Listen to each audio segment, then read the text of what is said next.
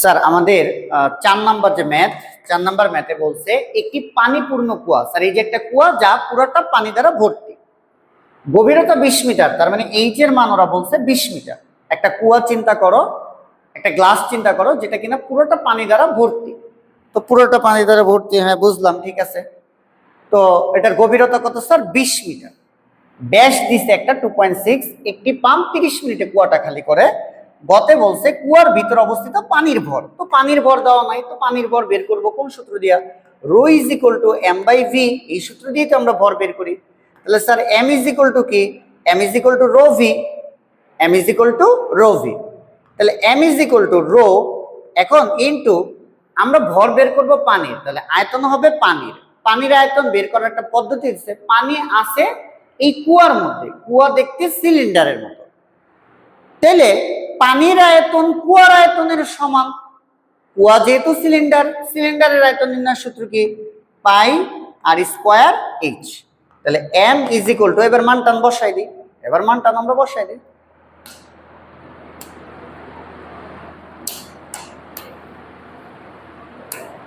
Sir আর একবার বললাম, কুয়ার ভিতরে থাকা পানির ভর, তাহলে rho is equal to M by v, M is equal to rho V, M is equal to rho, v হইতেছে পানির আয়তন। এখন পানির আয়তন আমি কোনটা বসাবো? পানি আছে কুয়ার মধ্যে, তাহলে কুয়ার আয়তন যা, পানির আয়তন তাই হবে, তাই না? কুয়া দেখতে সিলিন্ডারের মতো, তাই সিলিন্ডারের আয়তন বসা দিয়েছি পাইর স্কয়ার। এবার দেখো পানির ভর, তাহলে ঘনত্ব হবে কার স্যার? পানির। পানির ঘনত্ব কত? পানির ঘনত্ব হইতেছে 1000, এই যে দিলাম 1000। পায়ের মান 3.1416। আর ব্যাসার্ধ দিছে কুয়ার ব্যাস 2.6, তাহলে ব্যাসার্ধ 2.6 রে 2 দ্বারা ভাগ করব, এটা হবে 1.3 স্কয়ার ইনটু এইচ, গভীরতা। কুয়ার উচ্চতা গভীরতা কত স্যার? 20 মিটার, তাহলে এটা হইতেছে 20। তাহলে আমরা ক্যালকুলেশন করলে এখান থেকে একটা ভর পাই, এখান থেকে স্যার একটা ভর আমরা পাই, এই যে এত কিছু। ওকে,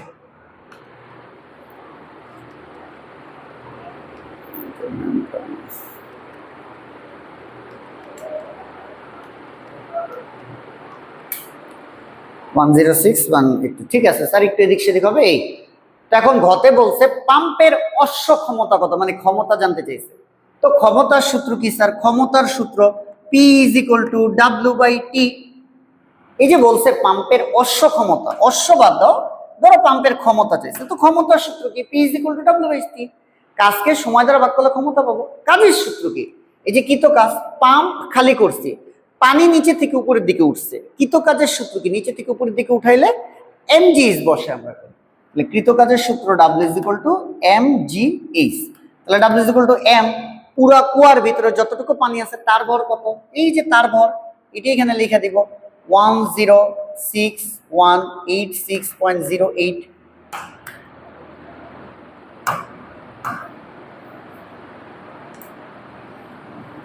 এই ইন্টু জি এর মান স্যার 9.8, ইন্টু এইচ নিয়ে একটু কথা আছে, এইচটা আমরা একটু স্যার এই জায়গাটায় করি। দেখো এইচ নিয়ে আমরা বলছিলাম কুয়া খালি করার আগে কুয়ার মুখ থেকে পানির উপরিতলের উচ্চতা। এখন এইটা তো পানিপূর্ণ কুয়া, গ্লাস পুরাটা পানি দ্বারা ভর্তি, এখনো খালি করি নাই, তাহলে কুয়ার মুখ থেকে, গ্লাসের মুখ থেকে পানির উপরিতলের উচ্চতা কত? 0 প্লাস। এবার খালি করার পরে এটিকে অর্ধেক খালি করতে বলছে না পুরা? পুরা এই যে কুয়াটি খালি করতে পারে 30 সেকেন্ডে, তার মানে পুরো কুয়ার পানি যদি খালি হয়ে যায়, তাহলে খালি করার পরে কুয়ার মুখ থেকে পানির উপরিতলের উচ্চতা কি? পুরা গভীরতা 20। তাহলে এই যে এখানে হবে হইতেছে স্যার খালি করার পরে কুয়ার মুখ থেকে পানির উপরিতলের উচ্চতা 20, সূত্রে ডিভাইডেড বাই 2। তাহলে এখানে এইচ এর মান 10। এইচ বলছিলাম কৃতকাজের জন্য ফুল গভীরতা না, ভার কেন্দ্রের সরণ। ভার কেন্দ্রের সরণ বের করার সূত্রটা এখানে দেখলাম, একটা নিয়ম আর কি, সেটা আসছে 10, তাহলে ইনটু হবে 10। তাহলে এখান থেকে আমরা কাজের একটা মান পাই 106,186.08 ইন্টু 9.8 ইন্টু 10। এটা কৃতকাজ কত হয়? 1040,6235.84।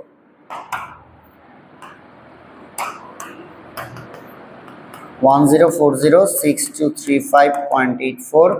স্যার সময় বলে দিচ্ছে ওরা যে 30 মিনিট। এই যে স্যার এই যে 30 মিনিটে কুয়াটি খালি করে, তাহলে 30 ইন্টু 60, তাহলে পি এর একটা মান আসে স্যার ভাগ 30 ইন্টু 60, এটা এটা হয় 5781.24 এত ওয়াট, 5781.24, এই যে এত ওয়াট।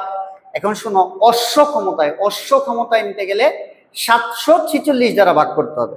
এটাকে 746 দ্বারা তুমি যদি ভাগ করো তাহলে আসবে 7.75 হর্স পাওয়ার, 7.75 হর্স পাওয়ার আসে এই অঙ্কটার অ্যান্সার। স্যার এই যে ভারকেন্দ্রের সরণের জন্য কি বললাম, যে কুয়া খালি করার আগে কুয়ার মুখ থেকে পানির উপরিতলের উচ্চতা 0, আর খালি করার পরে বসাইতে হবে ফুল হাইটে। দেন কৃতকাজের সূত্রে যে W=mg, ওই এইচ কিন্তু ফুল হাইট, 20 কেন বসাইলাম না, ওই এইচ হচ্ছে কুয়ার অঙ্কে ভারকেন্দ্রের সরণ। স্যার ভারকেন্দ্রের সরণ কত? 10, এই কারণে 10 বসে আমি কাজ বের করছি। ক্ষমতার সূত্র P=W/T থেকে ক্ষমতা বের করছি। আমরা যে ক্ষমতা বের করি এটা এস একক ওয়াট নিতে বলছে অশ্ব ক্ষমতায়, তাই 746 দ্বারা ভাগ।